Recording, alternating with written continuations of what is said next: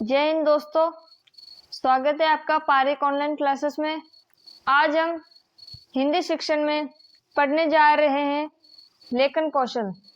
लिख प्लस अन अर्थात लिखना सीखे ज्ञान को स्थायी करने में सहायक। विचार अभिव्यक्ति का श्रेष्ठ कौशल। वर्तमान सभ्यता व संस्कृति को आगामी पीढ़ी तक पहुंचाने का सुरक्षित माध्यम। लिपि का ज्ञान। लेखन सिखाते समय सर्वप्रथम आड़ी तिरछी रेखाएं बनवाई जानी चाहिए। लिखते समय पेन की नीब की दूरी 1 इंच या 2 सेंटीमीटर होनी चाहिए। लेखन कौशल की विधियां: अनुकरण विधि, रूपरेखा, स्वतंत्र अनुकरण। खंडात्मक रचनात्मक अनुकरण। एक बालक जब रूपरेखा व स्वतंत्र अनुकरण करने से लेखन नहीं सीख पाता है तो एक ही वर्ण को अलग अलग टुकड़ों में बांटकर सिखाया जा सकता है। श्रुत लेख विधि, श्रुत प्लस लेख। इस विधि का उद्देश्य वार्तनिक दोषों को दूर करना है। सुनकर प्लस लिखना। इस विधि में सुनकर लिखते हुए अर्थ ग्रहण की क्षमता को विकसित किया जा सकता है। पाठ की सूचना एक दिन पूर्व कठिन शब्द से पहले ही लिखवानी चाहिए। एक श्रुत लेख एक कालांश में पूरा होना चाहिए।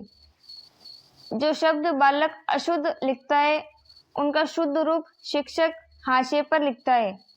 जिन शब्दों को बालक अशुद्ध लिखता है अध्यापक छात्र से 10-10 बार पुनः लिखाता है। जेपटाट विधि, इसे वाक्य संशोधन विधि कहते हैं।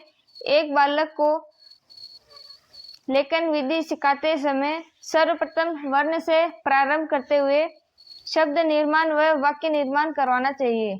इसमें वाक्यों को खंडात्मक तरीके से लिखाते हुए पूर्ण वाक्य निर्माण करवाना चाहिए।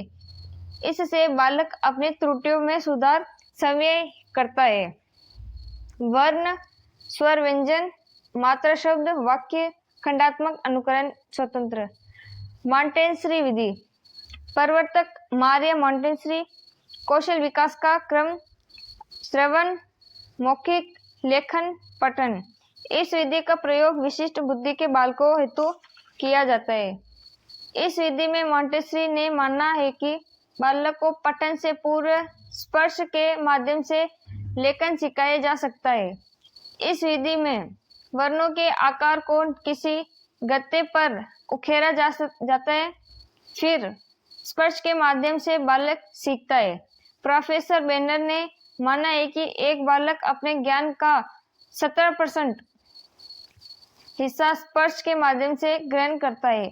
इस विधि को सकारात्मक बनाने हेतु रंग नियोजन का किया जा सकता है। सो फ्रेंड्स, आज हमने